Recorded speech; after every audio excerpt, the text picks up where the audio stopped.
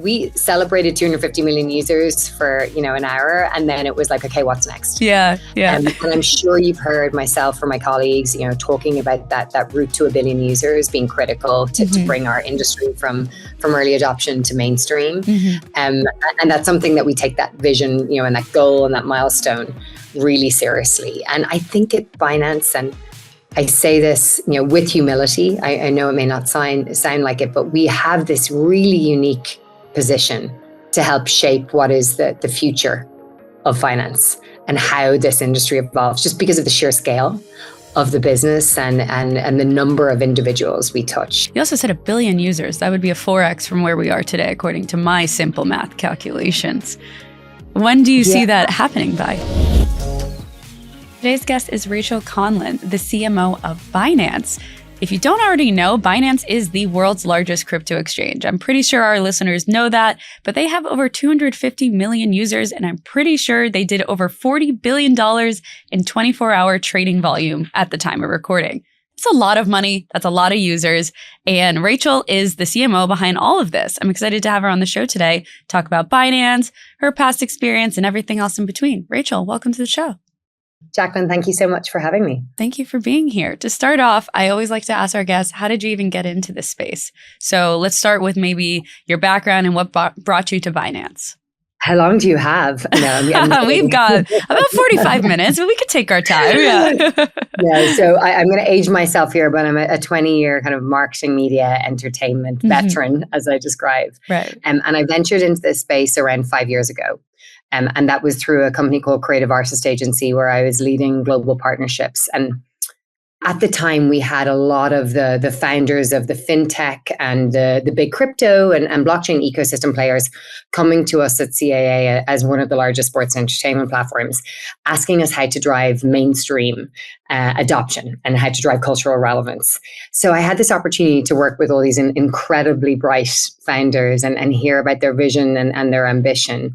And through kind of building, profiles and cultural partnerships with them in both sports, entertainment, across the gamut of what we know as media, I just got hooked on the space and then decided to jump into it full time about 3.5 years ago.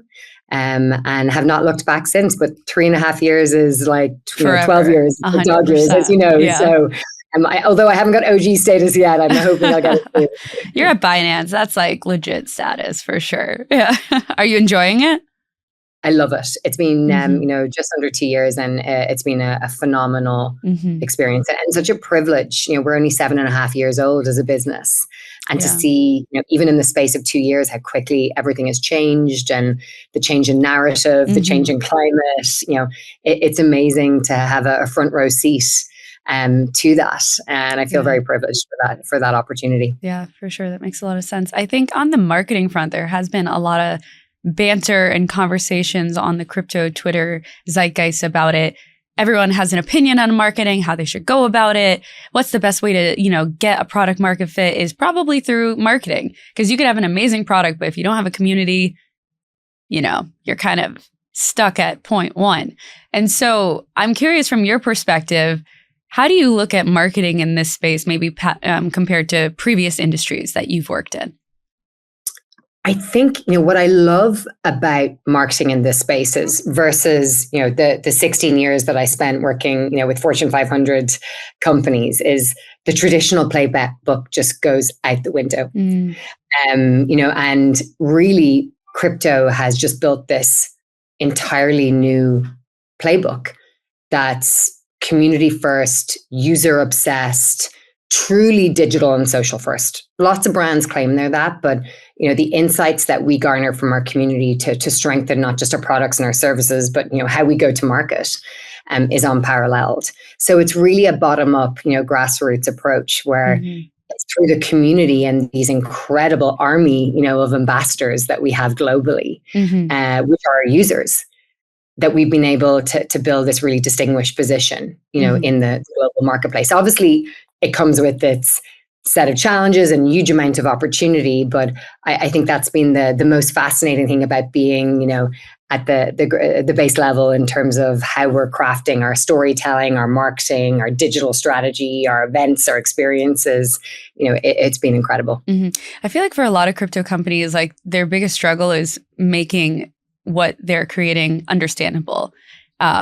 And making it not technical. Like you could say you're like this automated market maker protocol built on XYZ, and you're like, you lost majority of people when you define yourself as that.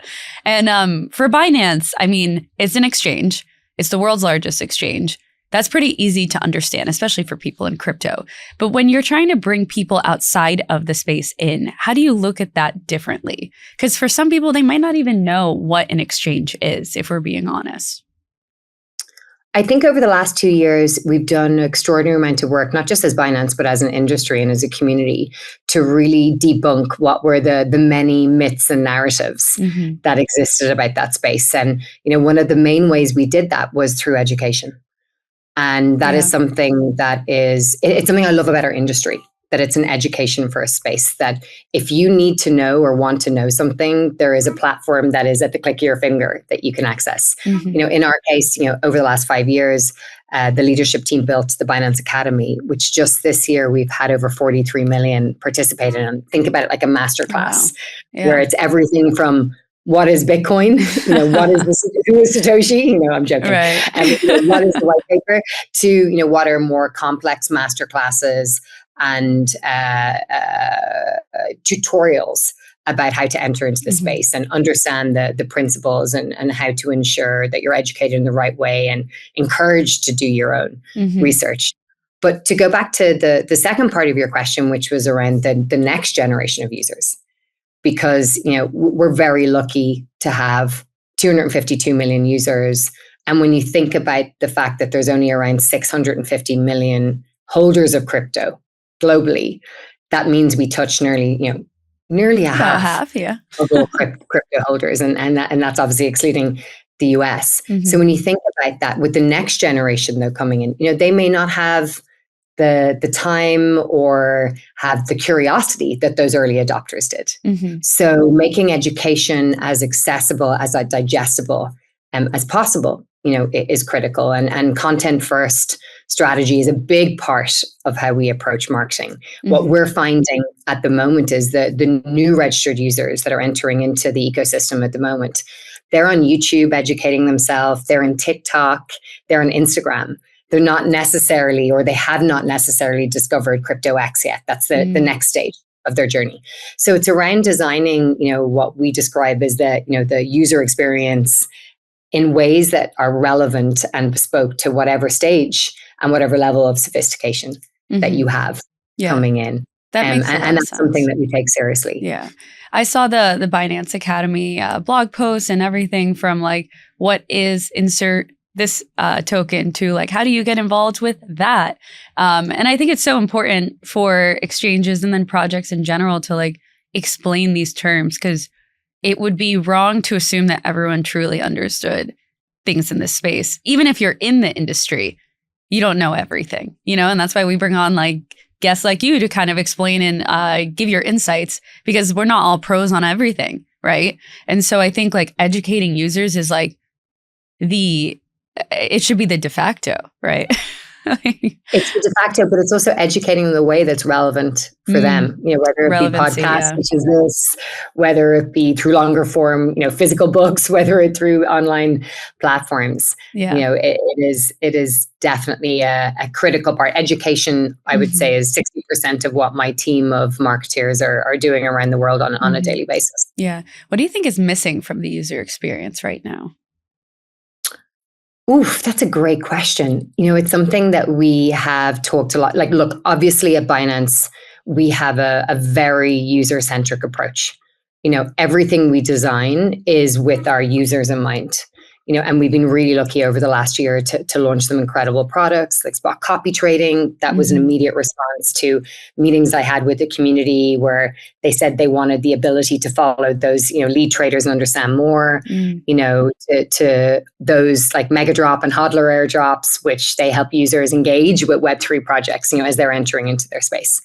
But I think one of the biggest challenges that we as an industry have is about optimizing, and I think it's going to be the biggest challenge and opportunity of this cycle, is about how we optimize the user experience and make it truly frictionless at every point. Yeah. From onboarding to KYC to, how you make that first trade.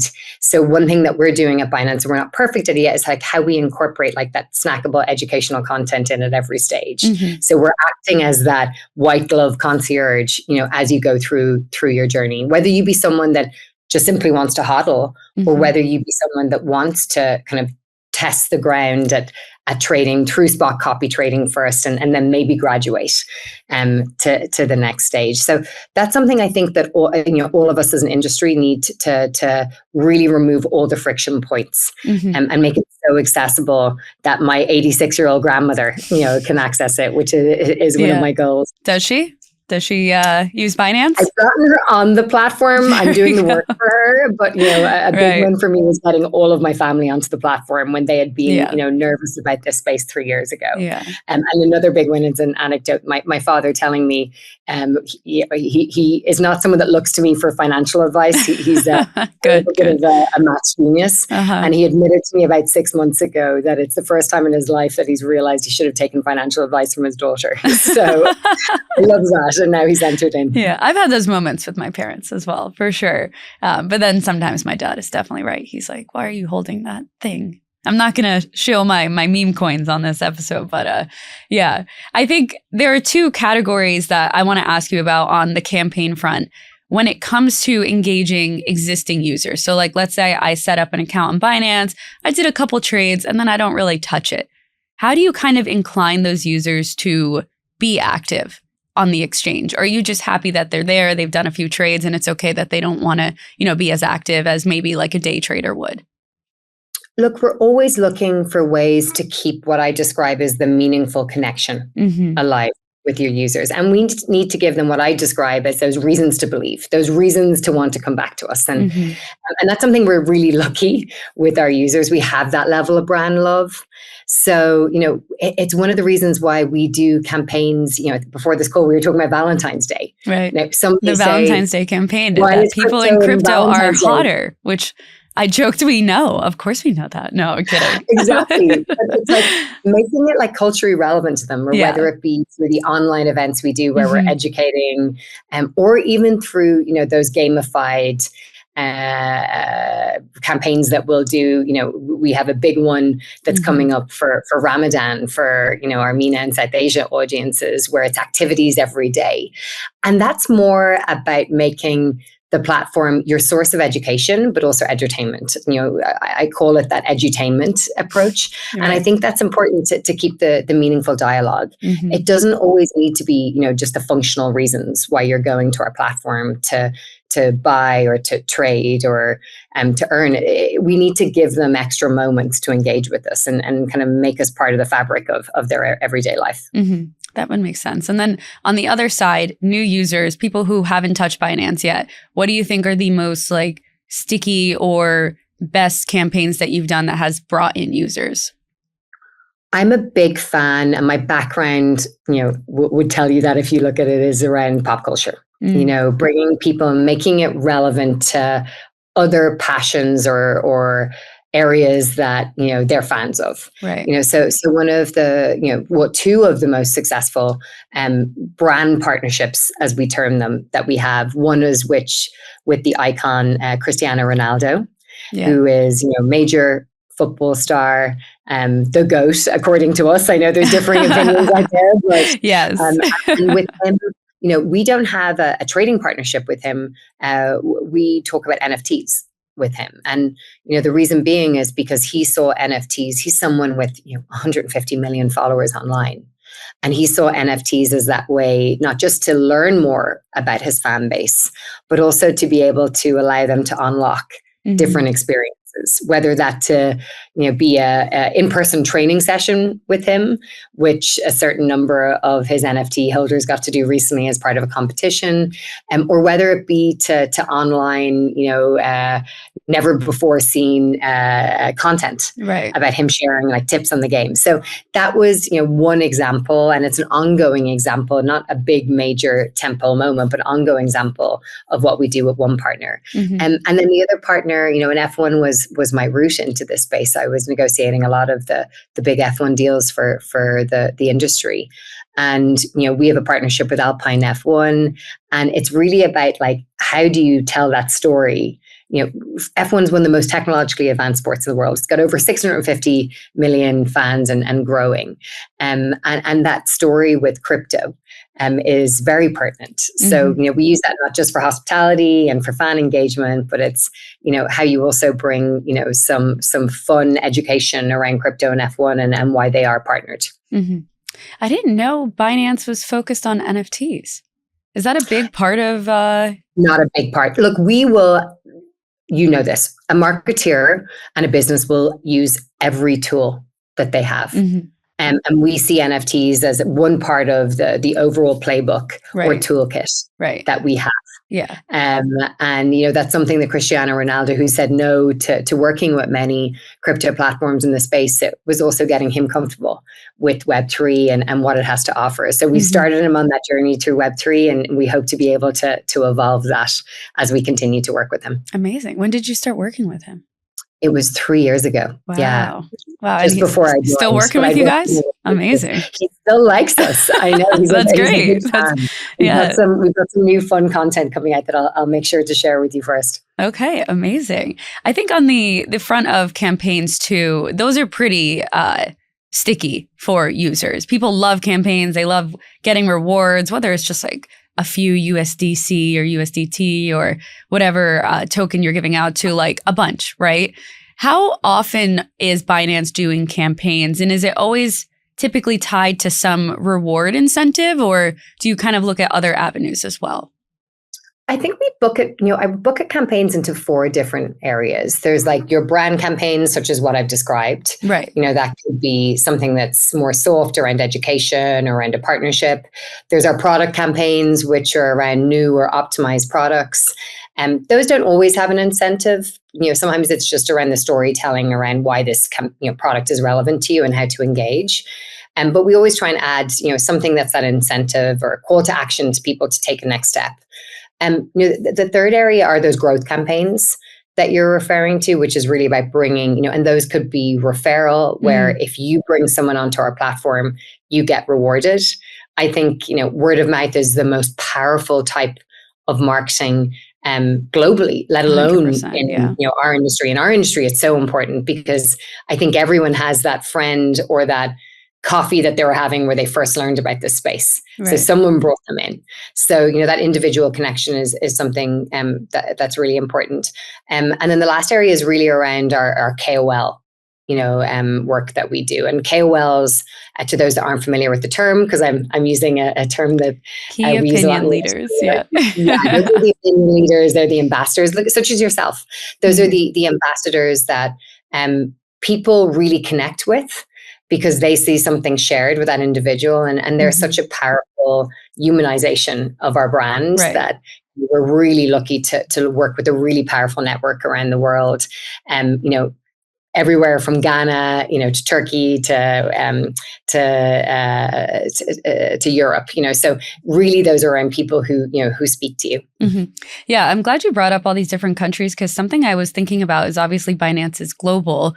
How do you look at maybe marketing this and growing it from regional differences? Obviously, there's similarities with all these people want to get involved with crypto, well, once they're on Binance, but I think there are regional incentives and different needs by country, by city, by person, right? So do you look at it from like, okay, in this region, we're going to focus on XYZ, in that region, we're going to focus on that? And if so, how does that kind of work? We like to think of ourselves, and we call ourselves internally at marketing, the world's largest local exchange. And like that, we're really lucky that we have such strong sub communities at that local level, who are constantly giving us insights and sharing their expectations on what they want from us. And that informs, those insights inform a lot of, our marketing and our growth activities. To give you a couple of examples, though, we always try and look, localization is the biggest challenge of global marketing. It's been something that's been discussed on agendas I've been in for 20 years in meetings. And we're really lucky that we've got really strong local teams that ensure that if we are running a campaign at a global level, that it is relevant for that local audience, and the messaging is right, the incentive is appropriate. We'll also make sure that we have local campaigns that are running. So, at any stage, we could be running, over the course of the year, I think I counted last year, we ran about 1,000 campaigns, but not everyone sees those campaigns because, how you described earlier, they're localized and they're segmented based on the users, and there's a certain element of personalization. I would love, and let's see with the next generation marketing tech tools, whether we can get to that true one-to-one personalization. But at the moment, we try and keep our messages based on the user and where they are relating with us and how they're meeting us.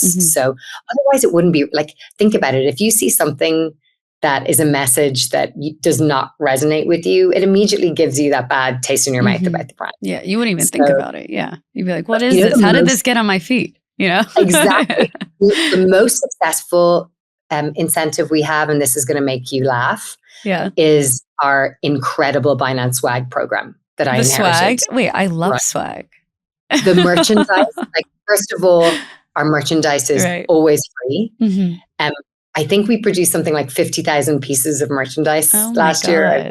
That is wild. That work on it, and the quality control is next level. But we will produce culturally relevant moments. So there's holidays around, say, Christmas or Ramadan. There's our ongoing winter, autumn, winter, spring, summer capsule collections, which come out, which are, the t-shirts and the hats and the water bottles. I mean, if you come to one of our events, and I hope your listeners have the opportunity to, we'd love to welcome them. The longest line, at our own is event for the swag booth. Partners, the swag, and we tend to add little games into how you unlock them. It's extraordinary because those type of little moments, and you almost have I'm frequently walking through airports and you see someone with a Binance t-shirt or the Binance, travel suitcase that we have, and you kind of have that little nod of, okay, we're part of the same tribe. Right. And I think it goes back to, that sense of belonging, that sense of brand identity that is the reason why people connect with the Binance brand and what our founders built so incredibly well. Does the marketing team work on the branding side? Because I feel like that is an extremely underrated part. If you do the swag poorly, then it doesn't contribute. But if you do swag well and you launch cool items, I got a really awesome fan or a fanny pack or anything that's just not a generic t-shirt, I feel hits pretty well, right? Oh, so it's incredible. So we have workshops where we'll do ideation. I got a ping pong set in the recent. There we go. I haven't gotten a ping pong set from anyone. I've done it a few times. So it's those type of, or, they're always functional items, which I love. So they don't gather dust anywhere. They're the things that you would use in your day to day. So any ideas are welcome. If you see things that we should be doing, let us know. Yeah, 100%. I think also on that note, you talked about localized differences. I wanted to ask if there were any specific regions or areas that Binance hasn't tapped into that you would like to tap into. I mean, you've done 1,000 campaigns recently, so maybe you have touched across the board, but are there specific areas? As many of you know, the Ethereum ecosystem is vast, but it's still extremely fragmented. Are you tired of how complicated it is to move assets across different chains? I know personally, I am. So with that said, I want you to meet Across, the most reliable, fastest, and cheapest bridge in the Ethereum ecosystem. Across has over 15 billion bridged and 1.7 million users. It's making cross-chain transactions simpler for everyone. Its intent-based design means users will get lightning-fast transfers between Ethereum and L2s like Base, Arbitrum, and Optimism in seconds, not minutes. For users, it's seamless bridging. For developers, it's providing native cross-chain integration. Across Protocol is erasing boundaries and unifying Ethereum. Experience the future of unified crypto infrastructure at across.to. That's across.to. Catch you all there. We operate in 100 countries. Mm-hmm. So we're lucky that we have a good base level knowledge of, what I would describe as like the global landscape. Yeah. And how it comes to life at a local level. We can like the one area I'm obsessed with at the moment is versus the OGs and the early adopters, who are the people to this point. Like I described those 252 million users as like our early adopters. This next generation or this next cohort of users, like what are their motivations? Like what are the Right. reasons why you are coming, onto the platform in India versus South Africa, Mm-hmm. versus France? And then what do we need to do in terms of, our marketing channels to make us relevant to you? Yeah. But thankfully, we have a 24 million strong social and community group. Oh, I've seen the socials. They are off the charts. They tell me, I wake up on Sunday mornings and I'm like, my first thing in the morning, last thing at night is checking socials. And, of course. We're lucky that we learn a lot about what we're doing. And if you don't do it, they will let you know as well, which is what I love about the crypto community is that they always keep you alert and on top of your game. How do you know in these different countries, like how to activate them? Especially if we're not like living there, like do you go down on the ground? Do you talk to local, like, the answer. I don't. Well, we're lucky because we're digital platforms. So we get a lot of insights from our users. But, one thing that I haven't mentioned is, in terms of how we work or approach our messaging or go to markets is around compliance and security. So, I'm really lucky to have an incredible 1,000-person team nearly in compliance and legal that works with us to make sure that we're showing up in marketing in the right way and in a way that is encouraging the right type of behaviors. And that's important to Binance, given we know that in order to bring on the next generation of users, we need to have that level of trust and credibility with those markets, and also ensuring that we don't motivate users to do actions that are, at a disadvantage to them. It's really important to us. Yeah. But in terms of how we show up, I think I've got 56 different nationalities on my marketing team of 215. So I have about 125 people that are based in different countries around the world. So we cover most countries, and we take a lot of insights from the online platform, obviously, and what we can learn in terms of that. We take from secondary sources, just from the local market dives that we do, and we'll also take it from I hate to labor on this, but the social and community channels that I think is the most underutilized tools by marketers generally. And a lot of us, saw this traditionally who've worked in the space for a long time.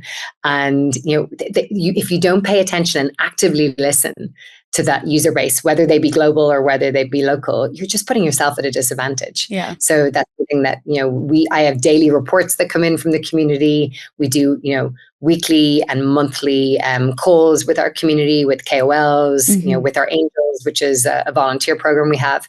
So while a lot of the information is coming in from different sources, we're able to distill that down to work out why it's relevant, how it's relevant.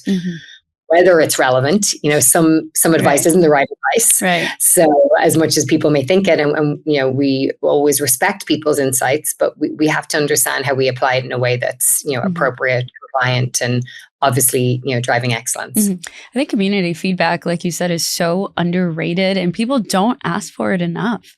Like, why wouldn't you ask your users what they want more or less of? And I'm not going to name any. I'm not going to name brands or projects in this space. You can name brands. You can see that. I'll be more respectful, I'm Irish. But you can see that. You can see when people don't actively listen around what should be their next generation products or around how they optimize a product, the community calls them out. Oh, yeah. The crypto community is not quiet. I want to be on that point of being called on that level. But, I think that's something that we're lucky to have. I love the vibrancy of the communities we work with. Yeah, and I think communities, especially within crypto, is like the heart of everything. You need a community. If you don't have a community, you should build a community. You should foster one that you're proud to have. Because once you create like a bad community, becomes your reputation, whether or not it was intentional. I'm not saying that's Binance, but you know what I mean? Yeah. But it's so interesting. People ask me, why did you and how did you make the jump from sports and entertainment into crypto? And I would argue that if you're looking at any types of industries that are similar in terms of their fan bases, crypto, shares the same as Formula One or NFL. Oh, yeah, they're rabid. Like it's that level of passion. Yeah. And I think that's why I found while there's a new vernacular you're learning and new terms and new products, it's why I found the transition easier, because the users and fans that I was dealing with on the sports and entertainment side, they followed like there's common traits with how the crypto community behaves and acts. Yeah, no, I agree with that. That's a good analogy. I like that. I also feel like the state of crypto exchanges are not necessarily like, I feel like they've evolved, but I also feel like we're at a point where it's like, okay, now what? I don't know if you feel the same. Maybe internally you guys have more conversations about like expansion and growth and everything, but I feel like for some exchanges out there, they offer tokens and that's about it. They don't really feel the need to do any more growth. So for you, how do you kind of look at growing Binance and, like retaining that top slot of being the world's largest crypto exchange, Oh, it's funny you say that, because I think we're quite the opposite. You're like, no, Jackie, we're not just thinking about tokens. Yeah. Oh, no. You can tell me I'm wrong. Yeah. I know, like we celebrated 250 million users for, an hour. And then it was like, okay, what's next? Yeah. Yeah. And I'm sure you've heard myself or my colleagues, talking about that route to 1 billion users being critical to bring our industry from early adoption to mainstream. And that's something that we take that vision, and that goal and that milestone really seriously. And I think at Binance, and I say this, with humility. I know it may not sound like it, but we have this really unique position to help shape what is the future of finance and how this industry evolves, just because of the sheer scale of the business and the number of individuals we touch. So, for us, we're really doubling down on, regulation and compliance, because we know that's important for the next generation. Right. Security. That's the biggest question I get from OGs and newbies is, okay, what are the next generation, security protocols? How are you, protecting me as a user more, and that's something that we're constantly looking at, like how we optimize that. And, in light of the many scams that grow, not just in our industry, but in traditional finance as well, it's, how do we implement the right next generation, software, the right next generation, products in order to ensure that we retain that position of the most trusted exchange. So, that's something that's critical. What I'm most excited by, we're a retail organization, that's our bread and butter, but with the institutional adoption that we're seeing, it's giving that next level credibility to those users, like my grandmother maybe, or my uncle, who works in TradFi, who would just not see this industry as something they would enter into, because if Larry Fink said he's putting his personal investment in, they're going to join too. So I think that's where it's very exciting in terms of what's next still, because we've only scratched the surface of that. And just lastly, a few weeks ago, I was asked, well, AI and crypto, they don't feel like they can exist together. And I was like, well, I actually think quite the opposite. Yeah, listen to some of these episodes. Yeah. I know, exactly. And I've seen those. It's that integration is what's going to make us better. Right. Going back to what I said at the beginning about user experience and UX and UI, how we improve it, how we educate faster. AI agents can allow us to answer people's like obscure or unique questions in real time. So, those are the areas that we're constantly looking at the moment in terms of how do we upgrade. Are there any institutions you're working with on the background right now that? There are a lot we're working on, but obviously I won't be sharing them today. But many people have partnerships with us already. So. Are there some that have already been announced? Yes, some that have already been announced. We work with, we work at several, and it's a smaller part of our business, but it's a growing part of our business.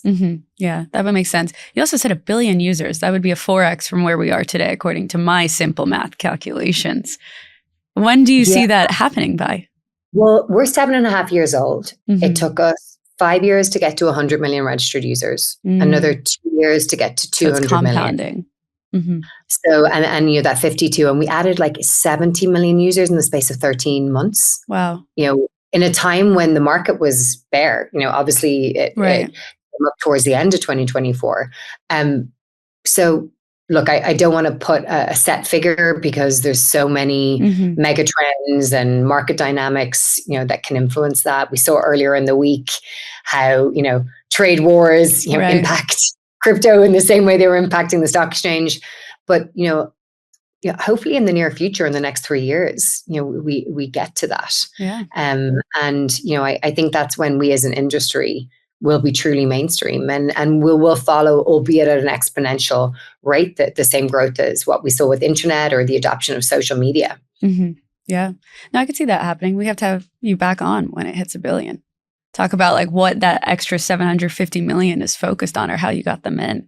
I'm going to take a vacation when we get to $1 billion. Vacations well, yes, I hope you take a vacation before then and after then and everything in between. But I think it's so fascinating what you just said about how it was 70 million in the past 13 months, and it was a bear market. Now things seem better, and then people could still complain even when we're in a bull market. But what do you think attributes to that growth?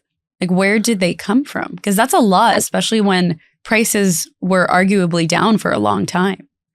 I touched on it a little when I spoke about the new entrants from institutional. I think that ETF approvals, in the US, late 2023, early 2024 really drove a lot of that.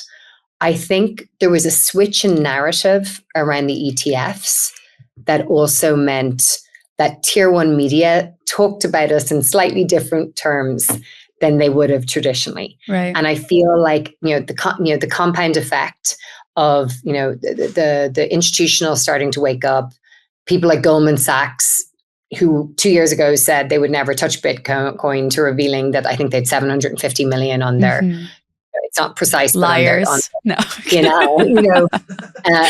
those type of, there was like this, I remember like every day it felt like we were waking up to more positive news. Positive news. Right. And I think it penetrated the psyches of individuals that, and I think that's what brought on that next generation of newbies. And that's where we're seeing, a double down on education. The users are like asking more questions, curious. They want new platforms in which they're, we launched a WhatsApp channel recently. We had not been on WhatsApp, and we launched an official WhatsApp channel and hit 200,000 users in I think 3 weeks.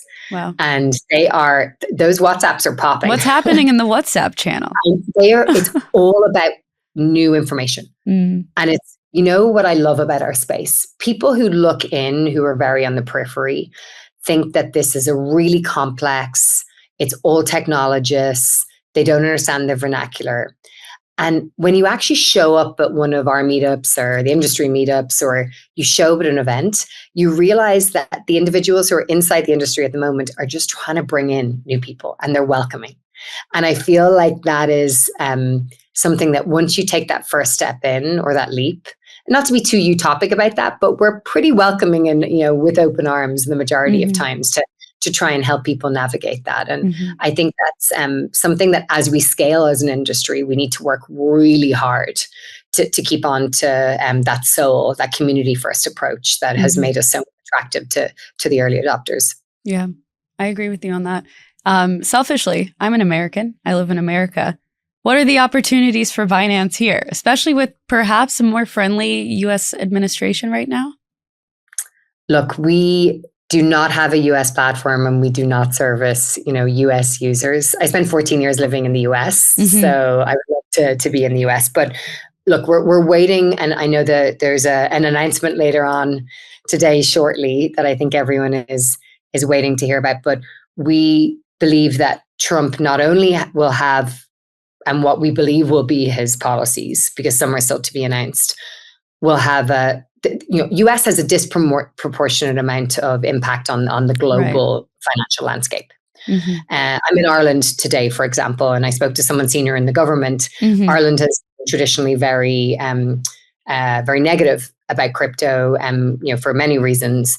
And it was the first time I've had a conversation with someone senior that said, "Oh no, we're open to exploring how we work in this. That's progress. Yeah. Look at that impact that US will have on markets, in Europe, like Ireland, potentially UK, and the clarity that may be provided as part of that. Like, we're excited about that. That opens up so many doors for us in the rest of the world. And most importantly, it helps us bring more clarity and more regulatory clarity, which in turn will bring in more users. In a safe and secure way. So for us, we're watching the US closely because we believe the impact that they will have on the global and local landscape is going to be, exponentially important to us.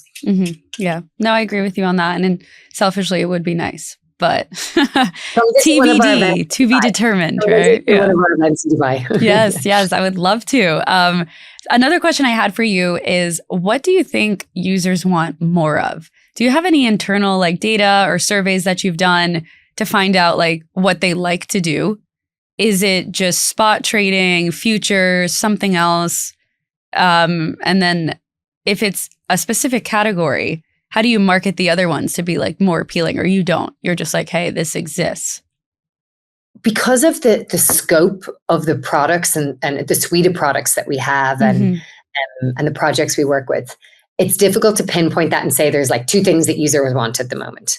What I will say is there's general hypes or trends that we see our community asking aggressively for, and you must respond. I think one of the most pertinent examples is meme coins. Right. Whether you like them, whether you hate them, whether you're I like meme coins. they're fun. As a marketer, they're fun. They're frivolous. Right. The fact that I got a message from my father saying, should I buy the Trump meme coin, shows you how they've captured. I know this is a man that 2 years ago wouldn't even buy Bitcoin. Right. But the fact that meme coins have captured this global attention and are this fun, frivolous way in. I refer to them as the Pokemons of my youth. It's a way for us to have a little bit of fun. But what we're doing as marketeers at Binance and as a business at Binance is using those, they're a way in, but then it's okay, well, now what else do you want to know about this sector? These are the other products that you need to educate yourself on that will help you in your journey towards financial health. So it's how you use these hypes or these trends, whether it be NFTs of a few years ago to meme coins now, as that initial entry point, and then use that to get them on a journey of education and deeper engagement with the space overall. Do you think there's anything they want less of? Ooh, I think it depends on the country, on the local. It's hard for me to give examples. Hard to generalize 250 million people. The main thing users want is more simplicity. Oh yeah, I think for sure. It goes back to simplicity. So I think it's less complexity. But I think that's the nature of we as humans and the lives we lead are getting increasingly complex. So your financial partner, your crypto partner, you want it to be a simple aid that helps you navigate. So I think that's what we believe they need. Okay, amazing. And obviously we're in the early days of 2025, but I'm sure you have a roadmap. You got a million campaigns, plans, etc. What do you see as the biggest opportunities for Binance this year? I'm going to make you laugh. We have a roadmap and we have plans, but I woke up, I went to bed Sunday night. I look at the Binance platform before I go to sleep. I wake up Monday morning at 5 a.m. And we all know what happens. So we have to be so agile and flexible as a platform, in terms of how we're approaching our marketing, our comms, our product launches, our events. Everything changes. Everything changes. I think for us, what we're most excited about is, the next generation user products, and how we're leveraging AI and new technologies in order to make them even a better experience.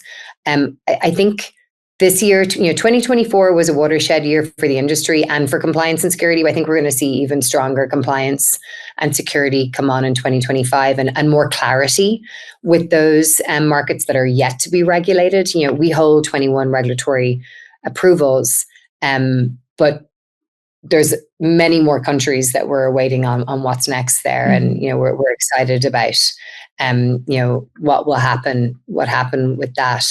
And I think, It also, the other area that I get really excited about is partnerships and co-marketing. And I'm excited about last cycle. I think there was a lot of work done with Web2 brands. Not all of those Web2 brands stayed in the space. They kind of dipped their toes in and left. But we in recent weeks have had an extraordinary amount of some of the most loved brands, reach out to us and talk about co-marketing partnerships and initiatives. And going back to what I said earlier about brand partnerships being that way in sports entertainment, like those trusted brands are also an amazing way. And so I'm really excited about what we can bring that makes us more relevant in people's everyday life, like brings us into the fabric of their everyday life. So I'm excited about how co-marketing helps us do that too. Amazing. Rachel, last question for you. Can you leave us with a piece of advice, something that you've carried with you throughout your time in the space? Be fearless and curious. And I say that because this can be, as I said earlier, a complex industry. But once you walk in and once you take that first step in, it's fascinating. And, you'll be surprised about what you learn, and I think that's important. So whether you be someone who just wants to hodl or trade, or someone who wants to take the step in professionally, this industry is here to stay and there's huge opportunities. So that's be fearless and curious. Be fearless and curious. Excuse me. I love that. Rachel, thank you so much for coming on today. It was a pleasure. Thank you so much for having me. Hope to see you soon in person.